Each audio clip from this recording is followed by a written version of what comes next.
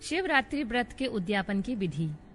ऋषि बोले, सूत जी, अब हमें शिवरात्रि व्रत के उद्यापन की विधि बताइए, जिसका अनुष्ठान करने से साक्षात भगवान शंकर निश्चय ही प्रसन्न होते हैं। सूत जी ने कहा, ऋषियों, तुम लोग भक्ति भाव से आदर पूर्वक शिवरात्रि के उद्यापन की विधि सुनो, जिसका अनुष्ठान करने से यह व्रत अवश्य ही पूर्ण फल देने वाला होता है। लगातार 14 वर्षों तक शिवरात्रि के शुभ व्रत का पालन करना चाहिए। त्रयोदशी को एक समय भोजन करके चतुर्दशी को पूरा उपवास करना चाहिए। शिवरात्रि के दिन नित्य कर्म संपन्न करके शिवालय में जाकर विधि पूर्वक शिव का पूजन करें। तत्पश्चात वहाँ यत्न पूर्वक एक दिव्य मंडल बनवाएं, जो तीनों लोकों में गौरी तिलक नाम से प्रसिद्ध है।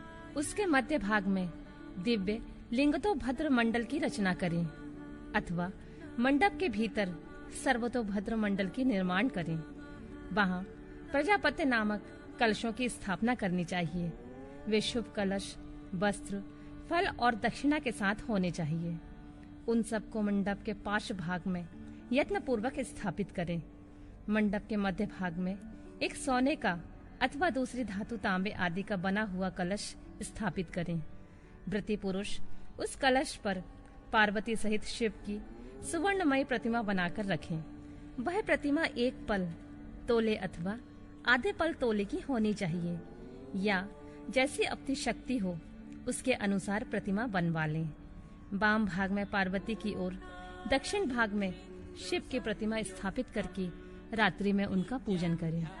आलस्य छोड़कर पूजन का काम करना चाहिए। उस कार्य में 4 ऋतविजों के साथ एक पवित्र आचार्य का वर्ण करें और उन सब की आज्ञा लेकर भक्ति पूर्वक शिव की पूजा करें। रात को प्रत्येक पहर में पृथक पृथक पूजा करते हुए जागरण करें।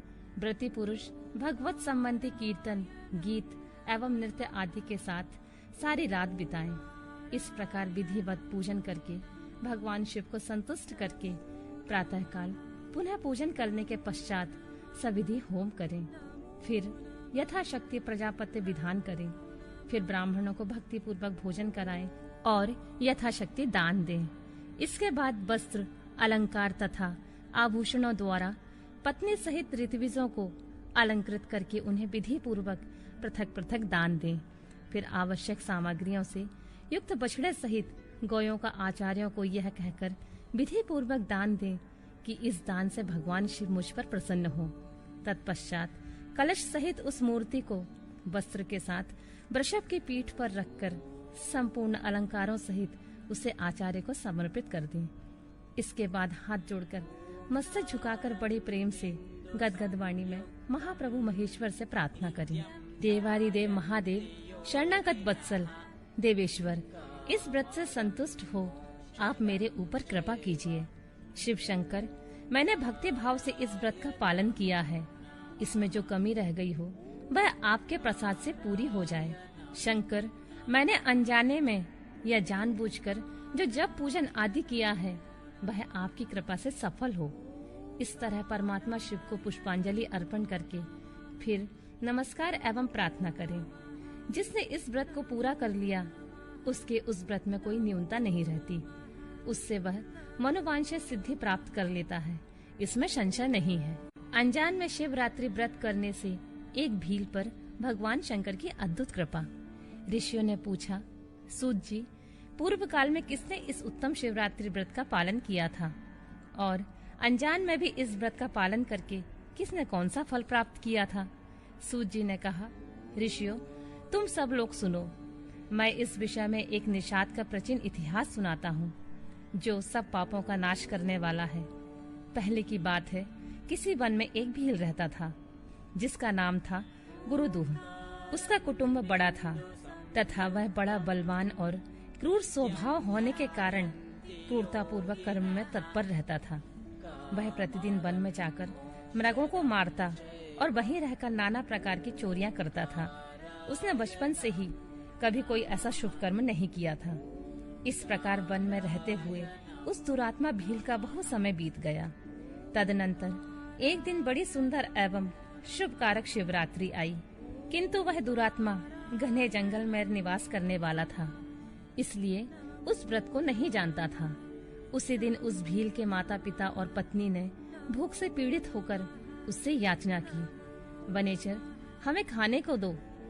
उनके इस प्रकार याचना करने पर वह तुरंत धनुष लेकर चल दिया और मृगों के शिकार के लिए सारे वन में घूमने लगा। देवयोग से उसे उस दिन कुछ भी नहीं मिला और सूर्य अस्त हो गया। इससे उसको बड़ा दुख हुआ और वह सोचने लगा, अब मैं क्या करूं, कहाँ जाऊं? आज तो कुछ भी नहीं मिला। घर में जो बच्चे हैं उनका तथा माता पिता का क्या होगा? मेरी जो पत्नी है उसकी भी क्या दशा होगी? अतः मुझे कुछ लेकर घर जाना ही चाहिए, अन्यथा नहीं। ऐसा सोचकर वह व्याध एक जलाशय के समीप पहुंचा और जहां पानी में उतरने का घाट था वहां जाकर खड़ा हो गया। वह मन ही मन विचार करता था कि यहाँ कोई ना कोई जीव पानी पीने के लिए अवश्य आएगा। उसी को मारकर कृतकृत्य हो उसे साथ लेकर प्रसन्नता पूर्वक घर को जाऊंगा। ऐसा निश्चय करके वह व्याघ्र एक बेल के पेड़ पर चढ़ गया और वही जल साथ लेकर बैठ गया। उसके मन में केवल यही चिंता थी कि कब कोई प्राणी आए और मैं उसे मारूं। इसी प्रतीक्षा में भूख प्यास से पीड़ित होकर वह बैठा रहा। उस रात के पहले पहर में एक प्यासी हिरणी आई जो चकित होकर जोर जोर से चौकड़ी भर रही थी।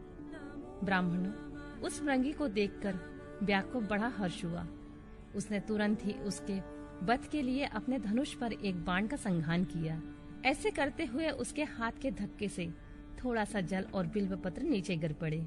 उस पेड़ के नीचे शिवलिंग था। उक्त जल और बिल्व पत्र से शिव की प्रथम पहर की पूजा तो संपन्न हो गई। उस पूजा के महात्म्य से उस व्याघ्र का बहुत सा पातक तत्काल नष्ट हो गया। वहां होने वाली खड़खड़ाहट की आवाज को सुनकर हिरणी ने भय से ऊपर की ओर देखा। व्याघ्र को देखते ही वह व्याकुल हो गई और बोली, व्याघ्र, तुम क्या करना चाहते हो? मेरे सामने सच सच बताओ। हिरणी की बात सुनकर व्याघ्र ने कहा, आज मेरे कुटुंब के लोग भूखे हैं, अतः तुमको मारकर उनकी भूख मिटाऊंगा, उन्हें तृप्त करूंगा। व्याघ्र का वह दारुण वचन सुनकर तथा जिसे रोकना कठिन था, उस दुष्ट भील को बाण ताने देखकर मृगी सोचने लगी कि अब मैं क्या करूं, कहाँ जाऊं? अच्छा, कोई उपाय रचती हूँ। ऐसा विचार कर उसने वहाँ इस प्रकार कहा। मृगी बोली, भील, मेरे मांस से तुमको सुख होगा। यह अनर्थकारी शरीर के लिए इससे अधिक महान पुण्य का कार्य और क्या हो सकता है? उपकार करने वाले प्राणी को इस लोक में जो पुण्य प्राप्त होता है उसका 100 वर्षों में भी वर्णन नहीं किया जा सकता। परंतु इस समय मेरे सब बच्चे मेरे आश्रम में ही हैं। मैं उन्हें अपनी बहन को अथवा स्वामी को सौंपकर लौट आऊंगी। वनेचर, तुम मेरी इस बात को मिथ्या न समझो। मैं फिर तुम्हारे पास लौट आऊंगी, इसमें कोई संशय नहीं है।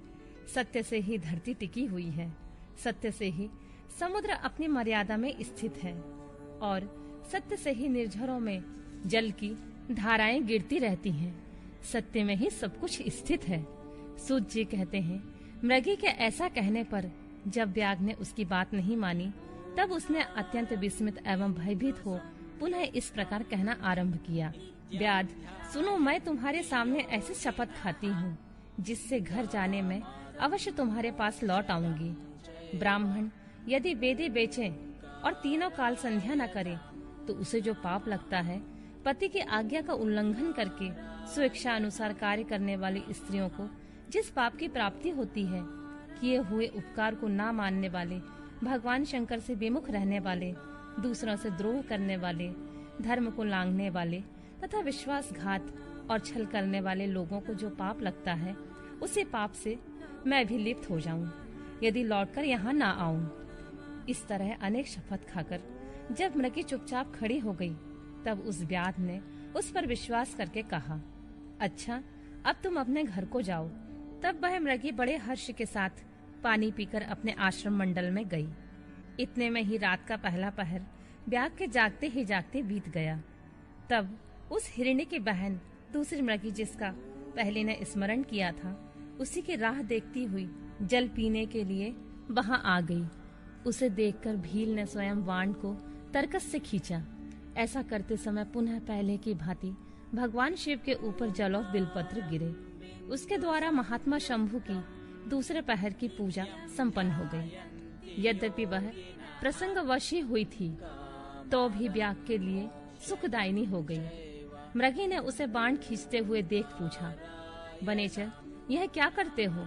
ब्याग ने पूर्ववत उत्तर दिया, मैं अपने भूखे कुटुंब को तृप्त करने के लिए तुझे मारूंगा। यह सुनकर वह मृगी बोली, ब्याग, मेरी बात सुनो, मैं धन्य हूँ, मेरा देह धारण सफल हो गया, क्योंकि इस अनित्य शरीर के द्वारा उपकार होगा, परंतु मेरे छोटे छोटे बच्चे जो घर में हैं, अतः मैं एक बार जाकर उन्हें अपने स्वामी को सौंप दूं, फिर तुम्हारे पास लौट आऊंगी। ब्याग बोला, तुम्हारी बात पर मुझे विश्वास नहीं है, मैं तुझे मारूंगा, इसमें संशय नहीं है। यह सुनकर वह हिरणी भगवान विष्णु की शपथ खाती हुई बोली, ब्याग, मैं जो कुछ कहती हूँ उसे सुनो।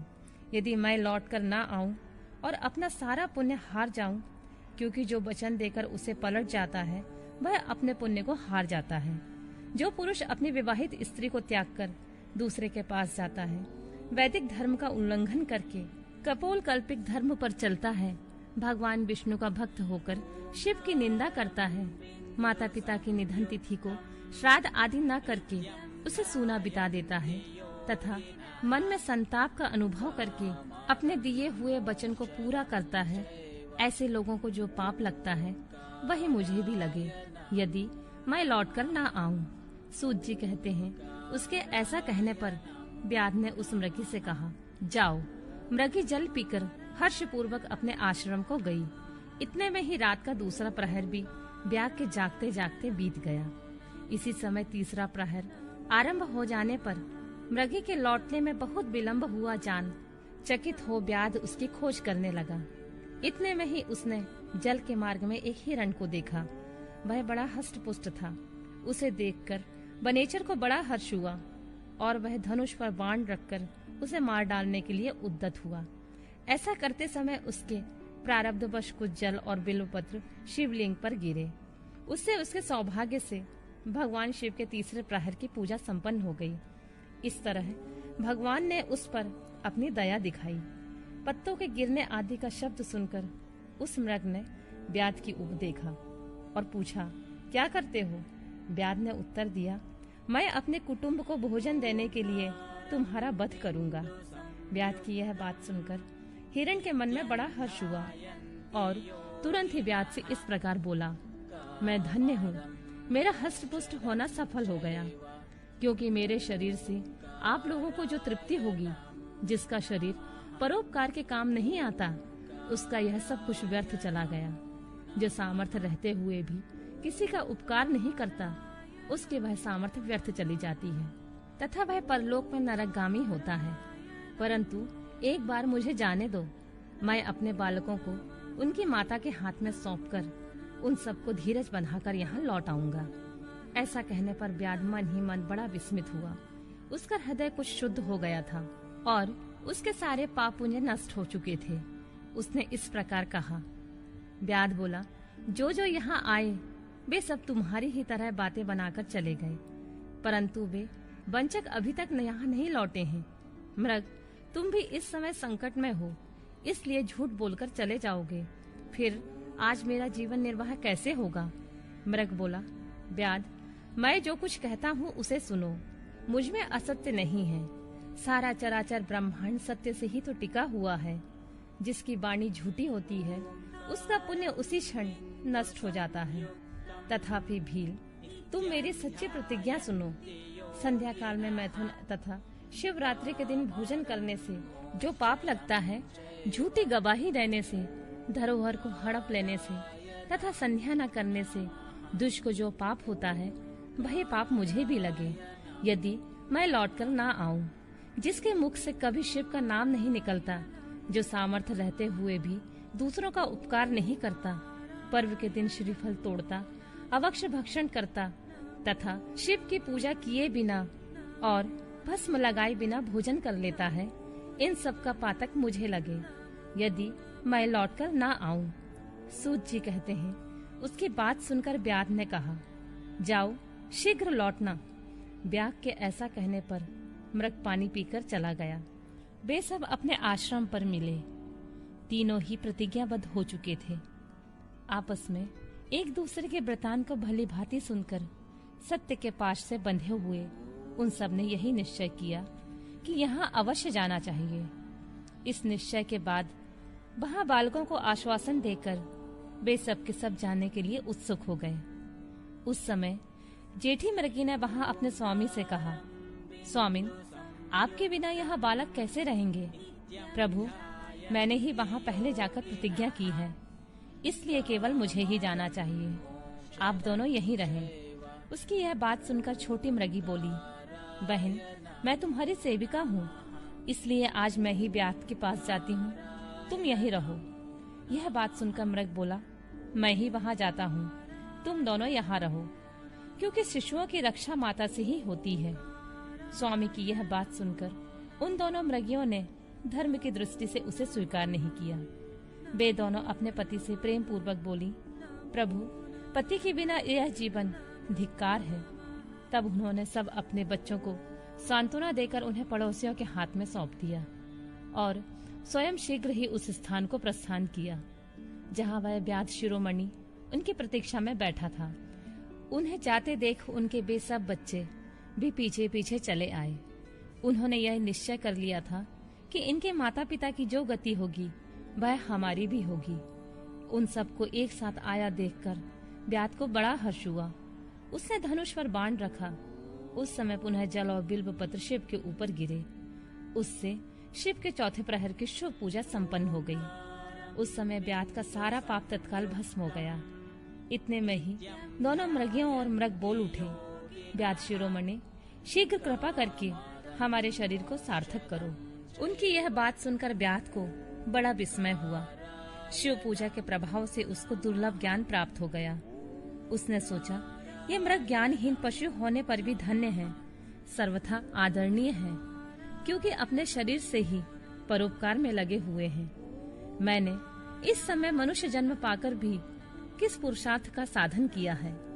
दूसरे के शरीर को पीड़ा देकर अपने शरीर को पोसा है। प्रतिदिन अनेक प्रकार के पाप करके अपने कुटुंब का पालन किया है।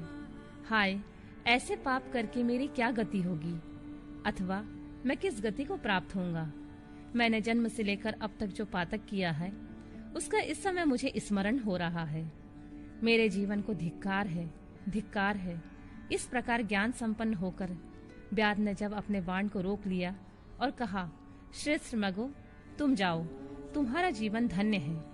ब्याध के ऐसा कहने पर भगवान शंकर तत्काल प्रसन्न हो गए और उन्होंने ब्याध को अपने सम्मानित एवं पूजित स्वरूप का दर्शन कराया तथा कृपा पूर्वक उसके शरीर का स्पर्श करके उससे प्रेम से कहा, भील, मैं तुम्हारे व्रत से प्रसन्न हूँ, वर मांगो। ब्याध भी भगवान शिव के उस रूप को देखकर तत्काल जीवन मुक्त हो गया और मैंने सब कुछ पा लिया है, यूँ कहता हुआ उनके चरणों के आगे गिर पड़ा। उसके इस भाव को देखकर भगवान शिव मन ही मन प्रसन्न हुए और उसे गुह नाम देकर कृपा दृष्टि से देखते हुए उसे दिव्य वर दिए। शिव बोले, ब्याध, सुनो, आज से तुम श्रगवेरपुर में उत्तम राजधानी का आश्रय ले दिव्य भोगों का उपभोग करो। तुम्हारे वंश की वृद्धि निर्विघ्न रूप से होती रहेगी। देवता भी तुम्हारी प्रशंसा करेंगे। ब्याध, मेरे भक्तों पर स्नेह रखने वाले भगवान श्री राम एक दिन निश्चय ही तुम्हारे घर पधारेंगे और तुम्हारे साथ मित्रता करेंगे। तुम मेरी सेवा में मन लगाकर दुर्लभ मोक्ष पा जाओगे। इस समय वे सब मृग भगवान शंकर का दर्शन और प्रणाम करके मृग योनि से मुक्त हो गए तथा दिव्य देहधारी हो विमान पर बैठकर शिव के दर्शन मात्र से शाप मुक्त हो दिव्य धाम को चले गए। तब से अवुर्ध पर्वत पर भगवान शिव व्याधेश्वर नाम से प्रसिद्ध हुए, जो दर्शन और पूजन करने पर तत्काल भोग और मोक्ष प्रदान करने वाले हैं। महर्षियों, वह व्याघ्र भी उस दिन से दिव्य भोगों का उपभोग करता हुआ अपनी राजधानी में रहने लगा। उसने भगवान श्री राम की कृपा पाकर शिव का सायुज्य प्राप्त कर लिया। अनजान में ही इस व्रत का अनुष्ठान करने से उसको सायुज्य मोक्ष मिल गया। फिर जो भक्ति भाव से संपन्न होकर इस व्रत को करते हैं वे शिव का शुभ सायुज्य प्राप्त कर लें। इसके लिए तो क्या कहना, संपूर्ण शास्त्रों तथा अनेक प्रकार के धर्मों के विषय में भली भांति विचार करके इस शिवरात्रि व्रत को सबसे उत्तम बताया गया है। इस लोक में जो नाना प्रकार के व्रत, विविध तीर्थ, भांति भांति के विचित्र दान, अनेक प्रकार के यज्ञ, तरह तरह के तप तथा बहुत से जप हैं, वे सब शिवरात्रि व्रत की समानता नहीं कर सकते। इसलिए अपना हित चाहने वाले मनुष्यों को इस शुभतर व्रत का अवश्य पालन करना चाहिए।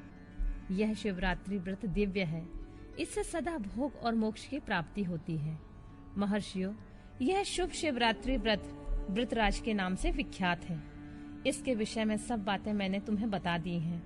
अब और क्या सुनना चाहते हो? मुक्ति और भक्ति के स्वरूप का विवेचन। ऋषियों ने पूछा, सूत जी, आपने बारंबार मुक्ति का नाम लिया है, यहाँ मुक्ति मिलने पर क्या होता है? मुक्ति में जीव की कैसी अवस्था होती है, हमें बताइए। सूत जी ने कहा, महर्षियों सुनो, मैं तुम्हारे संसार क्लेश का निवारण तथा परमानंद का दान करने वाली मुक्ति का स्वरूप बताता हूँ। मुक्ति 4 प्रकार की कही गई है, सारूप्या, सालोक्या, सानिध्या तथा चौथी सायुज्या। इस शिवरात्रि व्रत से सब प्रकार की मुक्ति सुलभ हो जाती है। जो ज्ञान रूप अविनाशी साक्षी ज्ञान गम्य और द्वैत रहित साक्षात शिव हैं, वे ही यहाँ केवल मोक्ष के तथा धर्म, अर्थ और काम रूप त्रिवर्ग के दाता हैं। केवल्य नामक जो 5वीं मुक्ति है, वह मनुष्यों के लिए अत्यंत दुर्लभ है।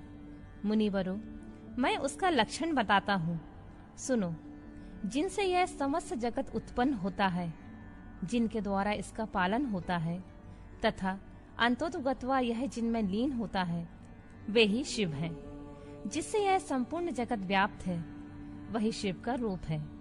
मुनीश्वरों, वेदों में शिव के 2 रूप बताए गए हैं, सकल और निष्कल। शिव तत्व सत्य, ज्ञान, अनंत एवं सच्चिदानंद नाम से प्रसिद्ध है। निर्गुण, उपाधि रहित, अविनाशी, शुद्ध एवं निरंजन निर्मल है। वह न लाल है, न पीला है, न सफेद है, न नीला है, न छोटा है, न बड़ा है, न मोटा है, न महीन। जहाँ से मन सहित वाणी उसे न पाकर लौट आती है, वह परब्रह्म परमात्मा ही शिव कहलाता है। जैसे आकाश सर्वत्र व्यापक है, उसी प्रकार यह शिव तत्व भी सर्वव्यापी है। यह माया से परे, संपूर्ण द्वंद्वों से रहित तथा मत्सरत सा शुद्ध परमात्मा है।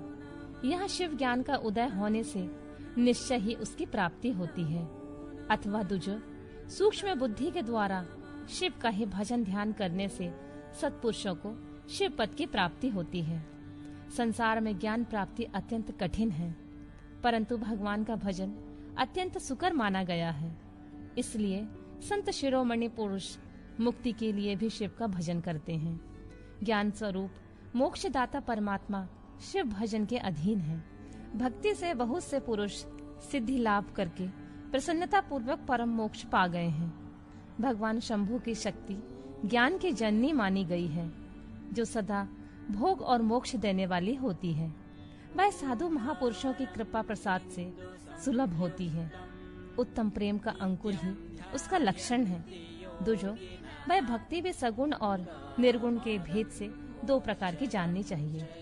फिर वैधि और स्वाभाविकी, ये 2 प्रकार के भेद होते हैं। इनमें वैधि की अपेक्षा स्वाभाविकी श्रेष्ठ मानी गई है। इनके सिवा नैष्टिकी और अनैष्टिकी के भेद से भक्ति 2 प्रकार की बताई गई है। नैष्टिकी भक्ति 6 प्रकार की जाननी चाहिए और अनैष्टिकी 1 प्रकार की। फिर विहिता और अविहिता के भेद से विद्वानों ने उसके अनेक प्रकार माने हैं। उनके बहुत से भेद होने के कारण यहाँ विस्तृत वर्णन नहीं किया जा रहा है। उन दोनों प्रकार की भक्तियों के श्रवण आदि भेद से 9 अंग जानने चाहिए। भगवान की कृपा के बिना इन भक्तियों का संपादन होना कठिन है और उनकी कृपा से सुगमता पूर्वक इसका साधन होता है। दूजो, भक्ति और ज्ञान को शंभु ने एक दूसरे से भिन्न नहीं बताया है, इसलिए उनमें भेद नहीं करना चाहिए। ज्ञान और भक्ति दोनों के ही साधक को सदा सुख मिलता है। ब्राह्मणों, जो भक्ति का विरोधी होता है, उसे ज्ञान की प्राप्ति नहीं होती। भगवान शिव की भक्ति करने वाले को ही शीघ्रता पूर्वक ज्ञान प्राप्त होता है। अतः मुनीश्वरों, महेश्वर की भक्ति का साधन करना आवश्यक है। उसी से सबकी सिद्धि होती है, इसमें कोई संशय नहीं है। महर्षियों, तुमने जो कुछ पूछा था उसी का मैंने वर्णन किया है। इस प्रसंग को सुनकर मनुष्य सब पापों से निसंदेह मुक्त हो जाता है। शिव, विष्णु, रुद्र और ब्रह्मा के स्वरूप का विवेचन। ऋषियों ने पूछा, शिव कौन है, विष्णु कौन है, रुद्र कौन है और ब्रह्मा कौन है? इन सब में निर्गुण कौन है? हमारे इस संदेह का आप निवारण कीजिए। सूत जी ने कहा, महर्षियों, वेद और वेदांत के विद्वान ऐसा मानते हैं कि निर्गुण परमात्मा से सर्वप्रथम जो सगुण रूप प्रकट हुआ उसी का नाम शिव है। शिव से पुरुष सहित प्रकृति की उत्पत्ति हुई। उन दोनों ने मूल स्थान में स्थित जल के भीतर तप किया। वह स्थान पंचक्रोशी काशी के नाम से विख्यात है, जो भगवान शिव को अत्यंत प्रिय है। यह जल संपूर्ण विश्व में व्याप्त है। उस जल का आश्रय ले योग माया से युक्त श्री हरि वहाँ सोए। नार अर्थात जल को अयन निवास स्थान बनाने के कारण फिर नारायण नाम से प्रसिद्ध हुए और प्रकृति नारायणी कहलाई। नारायण के नाभि कमल से जिनकी उत्पत्ति हुई वे ब्रह्मा कहलाए। ब्रह्मा ने तपस्या करके जिनका साक्षात्कार किया उन्हें विष्णु कहा गया है। ब्रह्मा और विष्णु के विवाद को शांत करने के लिए निर्गुण शिव ने जो रूप प्रकट किया उसी का नाम महादेव है। उन्होंने कहा, मैं शंभु ब्रह्मा जी के ललाट से प्रकट होऊंगा। इस कथन के अनुसार समस्त लोकों पर अनुग्रह करने के लिए जो ब्रह्मा जी के ललाट से प्रकट हुए उनका नाम रुद्र हुआ। इस प्रकार रूप रहित परमात्मा सबके चिंतन का विषय बनने के लिए साकार रूप में प्रकट हुए। वे ही साक्षात भक्त वत्सल शिव हैं। तीनों गुणों से भिन्न शिव में तथा गुणों के धाम रुद्र में उसी तरह वास्तविक भेद नहीं है जैसे सुवर्ण और उसके आभूषणों में नहीं है। दोनों के रूप और कर्म समान हैं। दोनों समान रूप से भक्तों को उत्तम गति प्रदान करने वाले हैं। दोनों समान रूप से सबके सेवनीय हैं तथा नाना प्रकार की लीला विहार करने वाले हैं। भयानक पराक्रमी रुद्र सर्वथा शिव रूप ही हैं। वे भक्तों के कार्य की सिद्धि के लिए निमित्त विष्णु और ब्रह्मा की सहायता करने के लिए प्रकट हुए हैं। अन्य जो देवता जिस क्रम से प्रकट हुए हैं उसी क्रम के लय को प्राप्त होते हैं, परंतु रुद्रदेव उसी तरह लीन नहीं होते। उनका साक्षात शिव में ही लय होता है। ये प्राकृत प्राणी रुद्र में मिलकर ही लय को प्राप्त होते हैं, परंतु रुद्र इनमें मिलकर लय को प्राप्त नहीं होते। यह भगवती श्रुति का उपदेश है। सब लोग रुद्र का भजन करते हैं, किंतु रुद्र किसी का भजन नहीं करते हैं। वे भक्त वत्सल होने के कारण कभी कभी अपने आप भक्त जनों का चिंतन कर लेते हैं। जो दूसरे देवता का भजन करते हैं वे उसी में लीन होते हैं। इसलिए वे दीर्घ काल के बाद रुद्र में लीन होने का अवसर पाते हैं। जो कोई रुद्र के भक्त होते हैं वे तत्काल शिव हो जाते हैं। अतः उनके लिए दूसरों की अपेक्षा नहीं रहती। यह सनातन श्रुति का संदेश है। दुजो अज्ञान अनेक प्रकार का होता है, परंतु विज्ञान का एक ही स्वरूप है। वह अनेक प्रकार का नहीं होता। उसको समझने का प्रकार मैं बताऊंगा। तुम लोग आदर पूर्वक सुनो। ब्रह्मा से लेकर तृण पर्यंत जो कुछ यहाँ देखा जाता है वह सब शिव रूप ही है। उसमें नानात्व की कल्पना मिथ्या है। सृष्टि के पूर्व भी शिव की सत्ता बताई गई है। सृष्टि के मध्य में भी शिव विराज रहे हैं। सृष्टि के अंत में भी शिव रहते हैं और जब सब कुछ शून्यता में परिणित हो जाता है उस समय भी शिव की सत्ता रहती ही है। अतः मुनीश्वरों, शिव को ही चतुर्गुण कहा गया है। वे ही शिव शक्तिमान होने के कारण सगुण जानने योग्य हैं। इस प्रकार वे सगुण निर्गुण के भेद से दो प्रकार के हैं। जिस शिव ने भगवान विष्णु को संपूर्ण सनातन वेद, अनेक वर्ण, अनेक मात्रा तथा अपना ध्यान एवं पूजन दिए हैं, वे ही संपूर्ण विद्याओं के ईश्वर हैं। ऐसी सनातन श्रुति है। अतएव शंभु को वेदों का प्राकट्य कर्ता तथा वेदपति कहा गया है। वे ही सब पर अनुग्रह करने वाले साक्षात शंकर हैं। कर्ता, भर्ता, हर्ता, साक्षी तथा निर्गुण भी वे ही हैं। दूसरों के लिए काल का मान है, परंतु काल स्वरूप रुद्र के लिए काल की कोई गणना नहीं है, क्योंकि वे साक्षात स्वयं महाकाल हैं और महाकाली उनके आश्रित हैं। ब्राह्मण रुद्र और काली को एक से ही बताते हैं। उन दोनों ने सत्य लीला करने वाली अपनी इच्छा से सब कुछ प्राप्त किया है।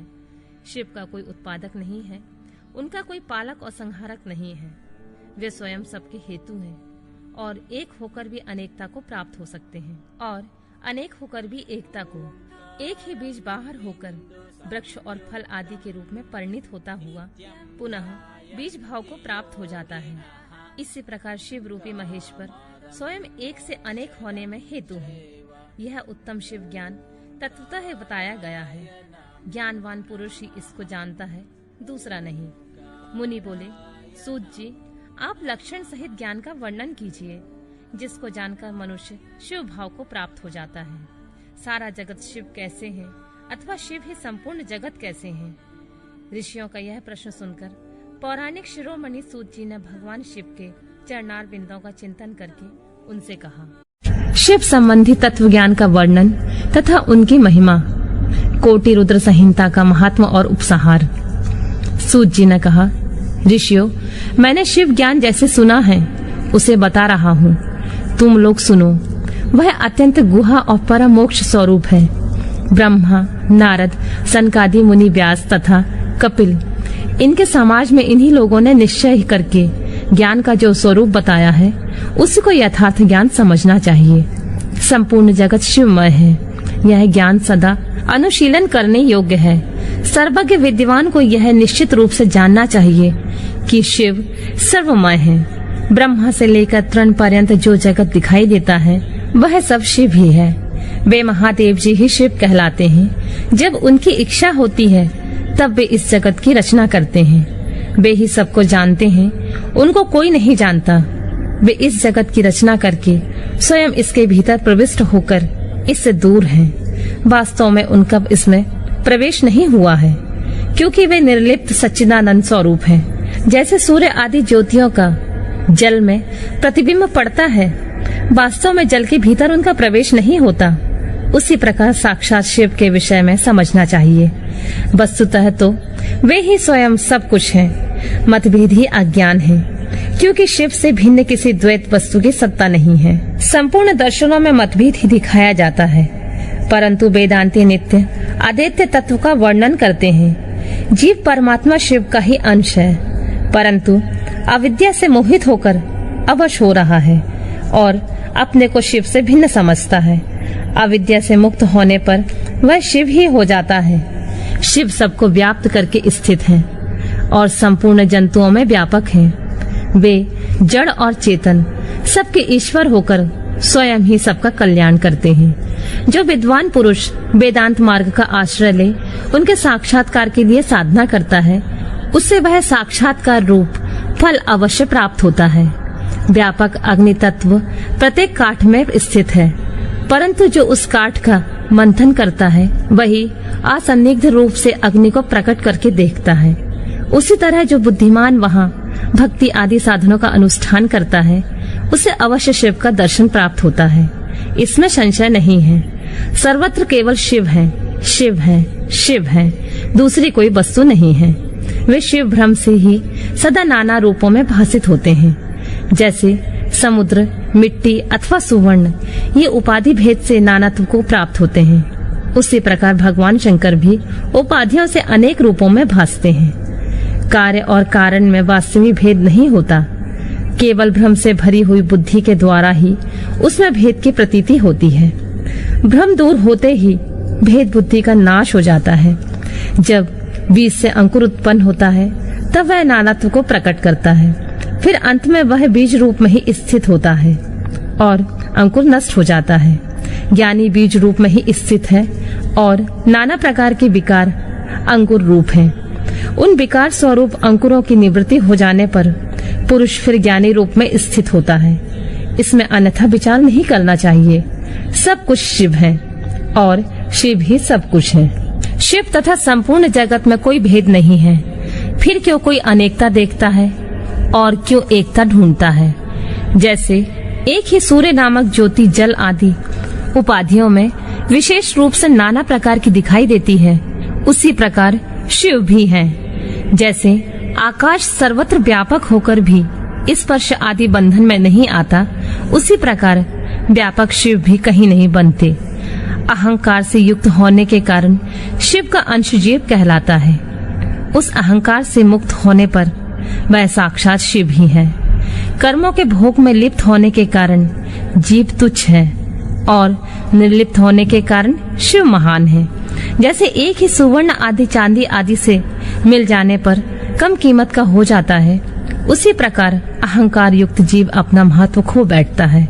जैसे क्षार आदि से शुद्ध किया हुआ उत्तम सुवर्ण आदि पूर्ववत बहुमूल्य हो जाता है, उसी प्रकार संस्कार विशेष से शुद्ध होकर जीव भी शुद्ध हो जाता है। पहले सद्गुरु को पाकर भक्ति भाव से युक्त हो शिव बुद्धि से उनका पूजन करें और स्मरण आदि करें। गुरु में शुभ बुद्धि करने से सारे पाप आदि मल शरीर से निकल जाते हैं। उस समय अज्ञान नष्ट हो जाता है और मनुष्य ज्ञानवान हो जाता है। उस अवस्था में अहंकार मुक्त निर्मल बुद्धि वाला जीव भगवान शंकर के प्रसाद से पुनः शिव रूप हो जाता है। जैसे दर्पण में अपना रूप दिखाई देता है, उसी तरह उसे सर्वत्र शंभु का साक्षात्कार होने लगता है। वही जीवान मुक्त कहलाता है। शरीर गिर जाने पर वह जीवन मुक्त ज्ञानी शिव में मिल जाता है। शरीर प्रारब्ध के अधीन है।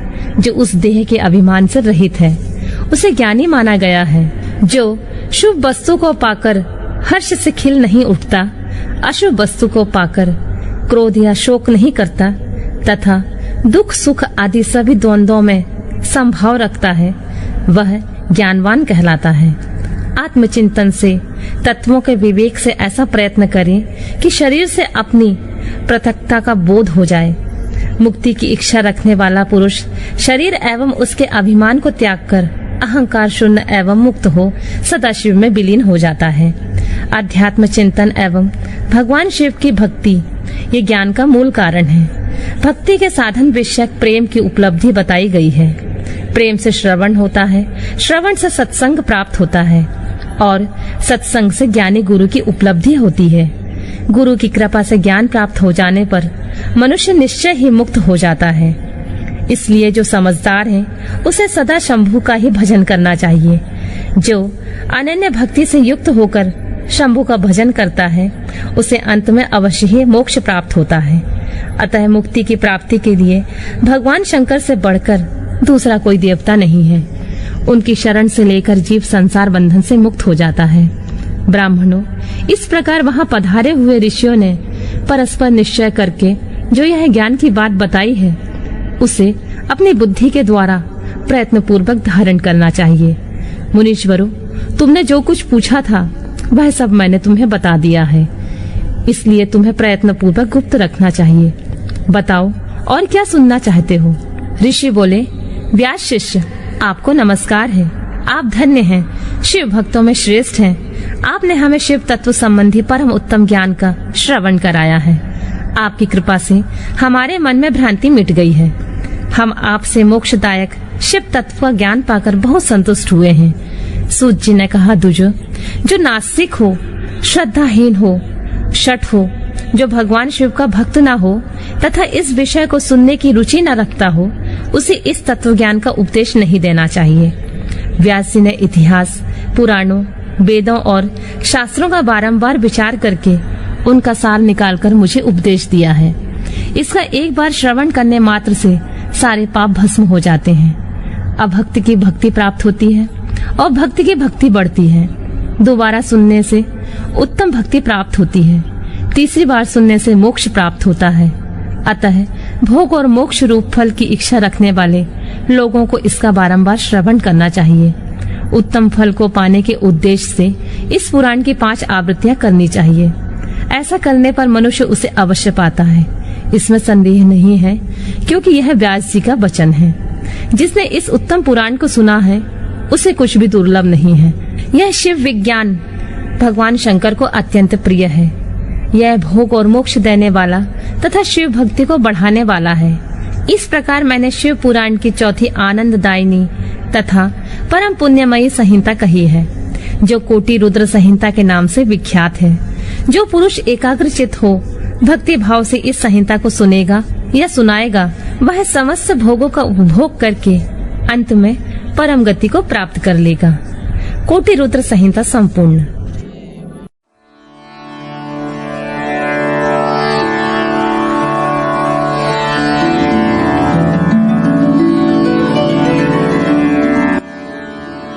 प्रिय श्रोताओं, शिव महापुराण जैसे पावन ग्रंथ के महात्म को आप तक पहुंचाने का वेद पुराण ज्ञान का यह एक छोटा सा प्रयास है। आप यह पुराण अथवा अन्य सभी पुराण एवं वेद पुराण ज्ञान की वेबसाइट www.vedpuran.com से भी सुन सकते हैं।